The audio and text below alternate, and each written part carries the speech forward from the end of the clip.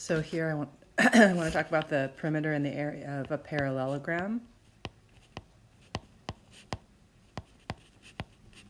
So first of all, we have to think about what the definition of a parallelogram is. So a parallelogram is any four-sided figure that has two sets of parallel sides. So this side and this side are parallel. Actually, they're the same length, but we mark whether it's parallel. So this side and this side are parallel. Those little arrows mean they're parallel. And then this side and this side are parallel, which just means that if we draw out those lines, they'll never cross. They always stay the same distance apart. So a rectangle is also a parallelogram. It just has the extra added feature of having 90-degree corners. But the area is always base times height, or you could say length times width. So it's always base times height. But then you have to ask, well, what is the base and what is the height? A lot of people get confused. They know the base is 6. That's pretty easy. They go, okay, the base is 6, but what is my height? Is it 5 or is it 4? So it's always the one that's at a right angle. So it's 4. So the area is 24, and I'll show you why. If you take this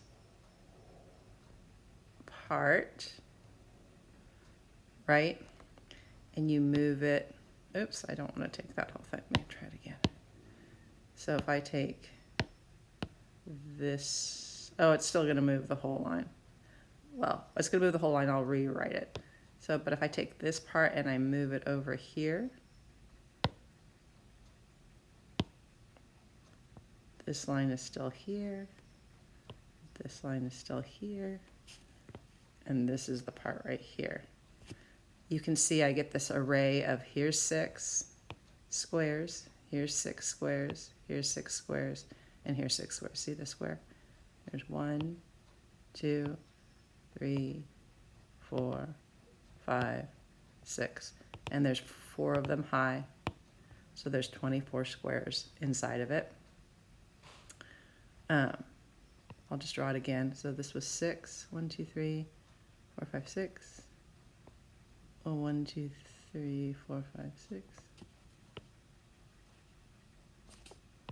But then when we talk about the perimeter, you have 6, 5, 6, and 5. You're just going to add all the sides. You're going to take all of those lines and you're going to make them into this one big line. So you have 1, 2, 3, 4, 5, 6. 1, 2, 3, 4, 5. So that's going to be 2 sides, and then the other 2 sides are going to be there. And then if you put those 2 together, you get 22 squares long for the perimeter. So the perimeter goes around the outside, and that's in units. So right here is a unit, and this is in units squared, which means it's measured in these things. So this means 24 of these things, and this means 22 of these things. So they're different.